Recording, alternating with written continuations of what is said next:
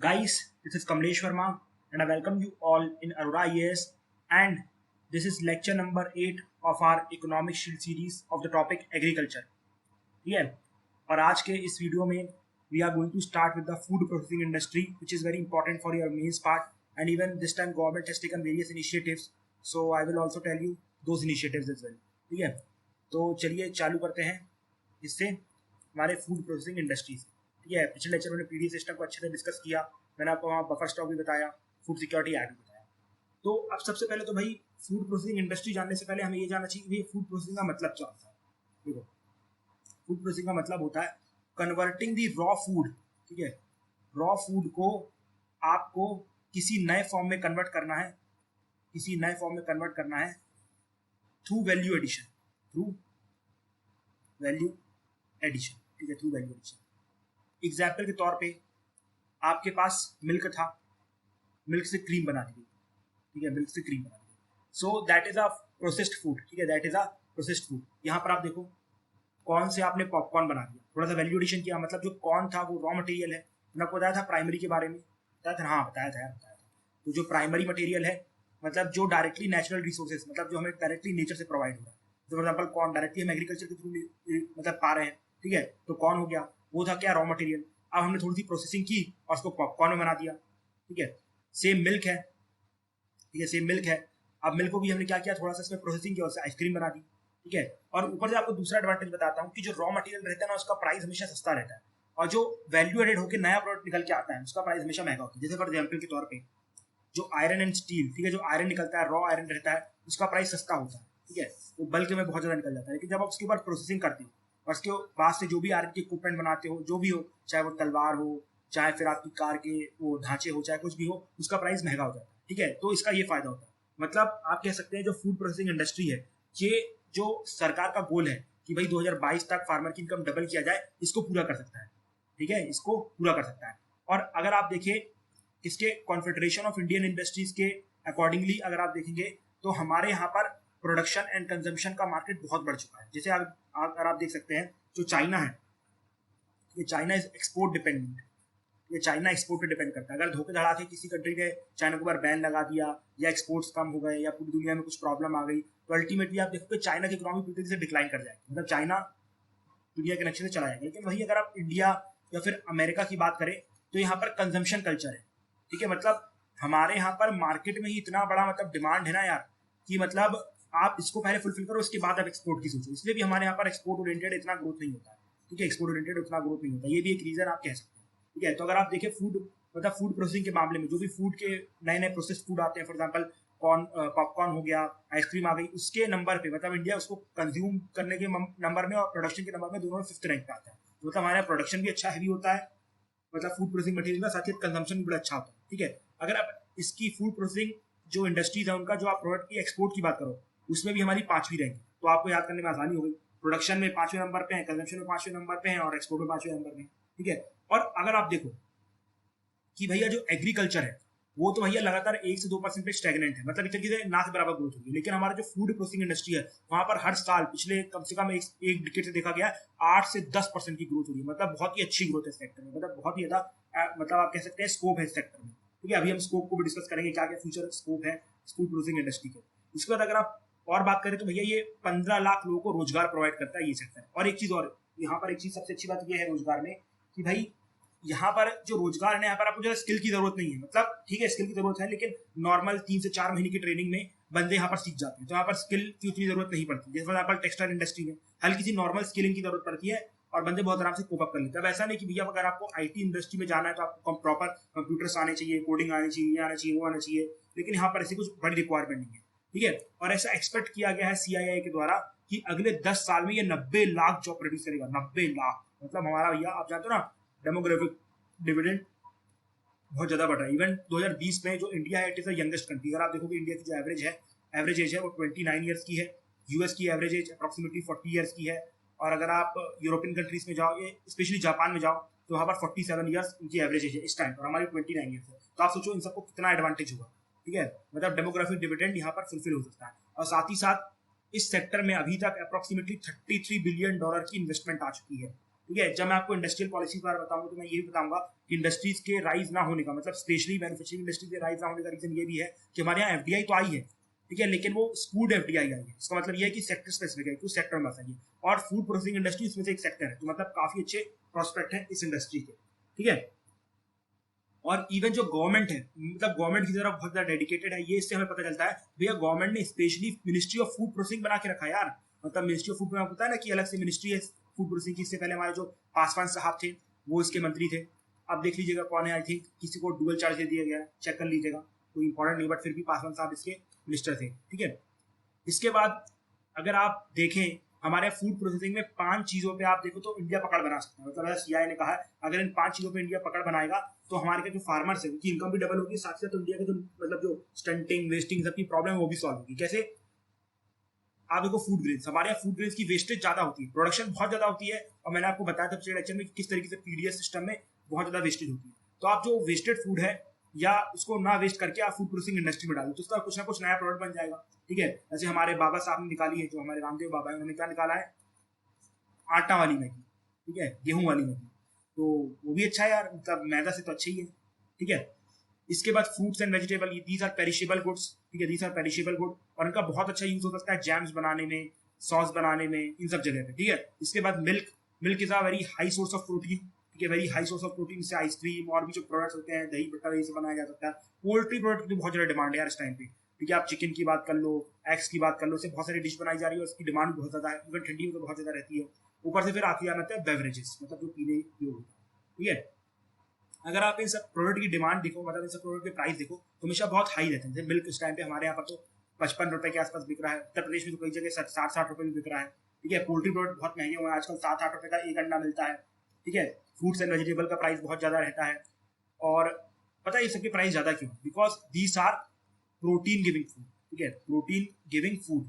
अब इसका एडवांटेज क्या होता है, देखो अब हमारे यहाँ पर मिडिल क्लास राइज कर रही है, मिडिल क्लास राइज कर रही है, मतलब हमारे यहाँ पर पैसा लोगों के हाथ में बढ़ रहा है। और जैसे ही आपको बता दूं कि पहले तो लोग नीड बेस पे जाते हैं, जैसे ही लोग के हाथ में थोड़ा बहुत पैसा आता है तो लोग न्यूट्रिशन में से खर्च करना चालू करते हैं, इसमें न्यूट्रिशन में उसे खर्च करना चालू करते हैं। तो सेम वही चीज हो रही है हमारे यहाँ पर, इसलिए मिल्क के, पोल्ट्री प्रोडक्ट्स के, बेवरेज के, फ्रूट्स एंड वेजिटेबल के जो प्राइस है बहुत ज्यादा बढ़े हुए, ठीक है, बहुत ज्यादा बढ़े हुए, ठीक है।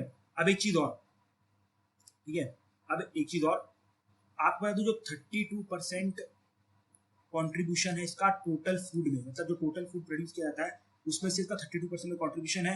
और आपको बता दूं अभी जो मिल्क आप देख रहे हो, मिल्क में जितना प्रॉफिट मिला सिर्फ 30% तक बस फूड, मतलब जो मिल्क को प्रोसेस किया जाता है सिर्फ और सिर्फ 30% तक मिल्क प्रोसेस किया जाता है। अगर पूरा प्रोसेस करेंगे, मतलब उसमें 50% भी करेंगे तो बहुत एडवांटेज होगा।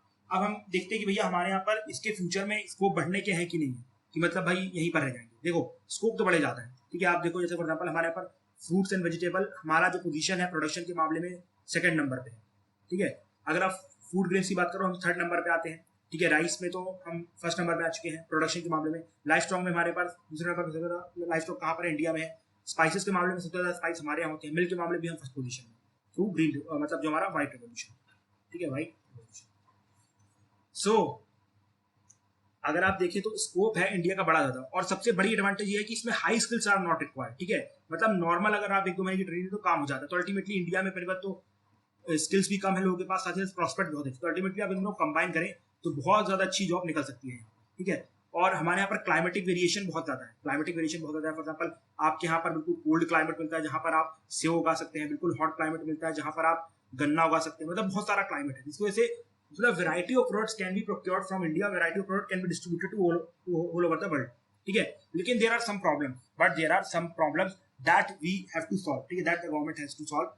और गवर्नमेंट ने उसके लिए कुछ स्कीम्स भी दी हैं, उसको थोड़ा बहुत डिस्कस करेंगे। जैसे फॉर एग्जांपल सबसे पहले तो गवर्नमेंट को अपस्ट्रीम एंड डाउनस्ट्रीम जो नीड्स है इस इंडस्ट्री की वो फुलफिल करनी पड़ेगी। अपस्ट्रीम और डाउनस्ट्रीम नीड्स क्या होती है, देखो कि अपस्ट्रीम का मतलब समझो, अपस्ट्रीम का मतलब रिक्वायरमेंट ऑफ रॉ मटेरियल, ठीक है। मैंने यहाँ पर एक फैक्ट्री लगा दी, किसकी, फूड प्रोसेसिंग की, मतलब मिल्क से बटर बनाने की फैक्ट्री लगा दी, ठीक है, अमूल की फैक्ट्री है। अगर आप ये देखो भैया, अगर यहाँ पर मिल्क ही नहीं आएगा तो क्या ये फैक्ट्री चलेगी? नहीं चलेगी ना। तो अपस्ट्रीम का मतलब होता है कि जो भी रॉ मटेरियल है उसको इंश्योर करना, ठीक है, अपस्ट्रीम रिक्वायरमेंट को फुलफिल करना। हमारे यहाँ पर क्या होता है, रॉ मटेरियल ऑलरेडी वेस्ट हो चुका रहता है तो यहाँ तक पहुंच नहीं पाता है, ठीक है, ये एक प्रॉब्लम है। या फिर हमारे यहाँ पर इंफ्रास्ट्रक्चर नहीं है यहाँ पर, मतलब अगर कोई किसान अपने यहाँ पर दूध लेना आना चाहे तो वो ला नहीं सकता है, जस्ट बिकॉज वही इंफ्रास्ट्रक्चर ही नहीं है।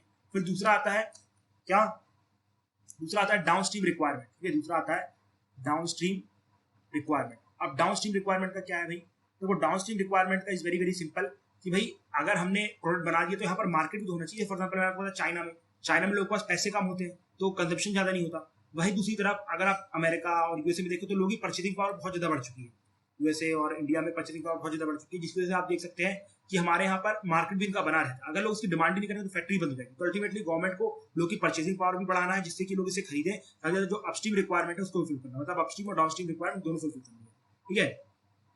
इसके बाद ये तो सेम पॉइंट है, ठीक है। इसमें जो पेरिशेबल आइटम्स है उसके ऊपर गवर्नमेंट को स्पेशल फोकस रखना है। फॉर एग्जांपल गवर्नमेंट को यहाँ पर क्या क्या करना है, यहाँ पर गवर्नमेंट को कोल्ड स्टोरेज की फैसिलिटीज प्रोवाइड करना है, इंफ्रास्ट्रक्चर प्रोवाइड करना है। इसके बाद गवर्नमेंट को प्रॉपर मैनेजमेंट ऑफ प्रोडक्शन करना है, प्रोक्योरमेंट इंश्योर करवाना है, प्रोसेसिंग मार्केटिंग ये सब इंश्योर करवाना है, ठीक है।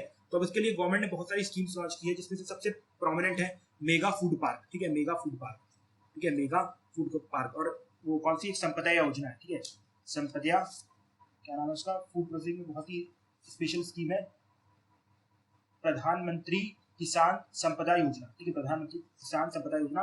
ये एक्चुअली में आप कह सकते हैं पूरी मतलब एक कंप्लीट पैकेज टाइप की स्कीम है, जिसमें जो भी नया that means food processing centre खोलना चाहता है उसको 50 लाख रुपए तक की या 50% जो भी मिनिमम है वो ग्रांट दी जाती है कि भैया आप इसको आगे बढ़ा सकते हैं, ठीक है। अब एक चीज और सबसे इंपॉर्टेंट आती है इसमें, मेगा फूड पार्क, ठीक है। मेगा फूड पार्क किस तरीके से होता है, देखो भैया, इसमें यहाँ पर आपको कलेक्शन प्रोसेसिंग सेंटर में मिलता है और यहाँ पर कलेक्शन सेंटर्स रहते हैं, ठीक है, कलेक्शन सेंटर्स रहते हैं।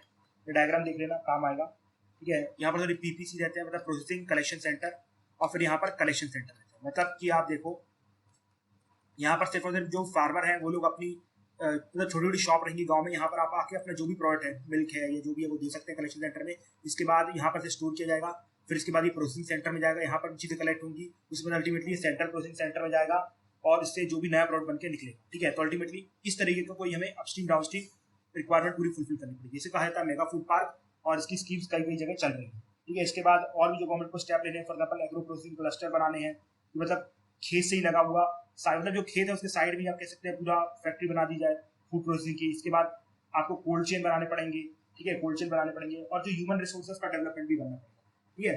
और हमारे यहाँ पर फूड खत्म ना हो या फिर फूड वेस्ट ना हो, उसके लिए गवर्नमेंट ने रिसेंट में ऑपरेशन क्या लॉन्च किया था, ग्रीन्स, ठीक है, ऑपरेशन ग्रीन्स लॉन्च किया था, जिसमें टोमेटो, अनियन और पोटैटो, ठीक है, अगर इनकी मात्रा कम होती है, ठीक है, अगर इनकी मात्रा कम होती है तो यहाँ पर गवर्नमेंट ने एक प्राइस स्टेबलाइजेशन फंड इंश्योर करके रखा है कि भाई कि जो भी लॉस होगा वो फार्मर को कौन यहाँ से दिया जाएगा, ठीक है, और ऊपर से जो मार्केट में कमी होगी इससे फुलफिल किया जाएगा, ठीक है। गवर्नमेंट इसको रिप्लेस करके अभी अभी आत्मनिर्भर भारत से ऑपरेशन टोटल चालू कर दी, इसमें और भी बहुत सारे प्रोडक्ट इंक्लूड कर दिए, ठीक है। इसके साथ ही साथ गवर्नमेंट ने आत्मनिर्भर भारत प्रोग्राम में अलग से एक और PM formalisation of micro food processing enterprise की स्कीम भी लाई है, जिसके तहत जो भी माइक्रो इंडस्ट्रीज हैं, मतलब जो फूड प्रोसेसिंग करती है, उनको गवर्नमेंट अपनी तरफ से सपोर्ट देगी, ठीक है। तो इसको एक बार पढ़ लेना, ये भी इंपॉर्टेंट है। इसके बाद market intelligence and early warning system portal भी लेके आया है, जिसके अंदर मतलब इसको यूनियन फूड प्रोसेसिंग मिनिस्ट्री के द्वारा लॉन्च किया गया है, और ये मेनली 3 प्रोडक्ट के लिए, टोमेटो के लिए, अनियन के लिए, पोटैटो के लिए, ठीक है। अगर ये क्या करेगा, मतलब पिछले 3 से 4 साल का प्राइस दिखेगा, कंट्री में इन्फ्लेशन दिखेगा, डिमांड सप्लाई दिखेगा, और उसके बेसिस में बताएगा कि भैया अगर हमारे यहाँ पर फ्यूचर में मतलब कमी हो सकती है कि नहीं हो सकती है इन तीनों प्रोडक्ट की। तो ये बहुत ही अच्छा सिस्टम गवर्नमेंट ने लाया, market intelligence and early warning system portal, ठीक है। इसके बाद और क्या गवर्नमेंट को स्टेप्स लेनी चाहिए, फॉर एग्जांपल 100% एफडीआई यहाँ पर अलाउड कर देनी चाहिए फूड प्रोसेसिंग में।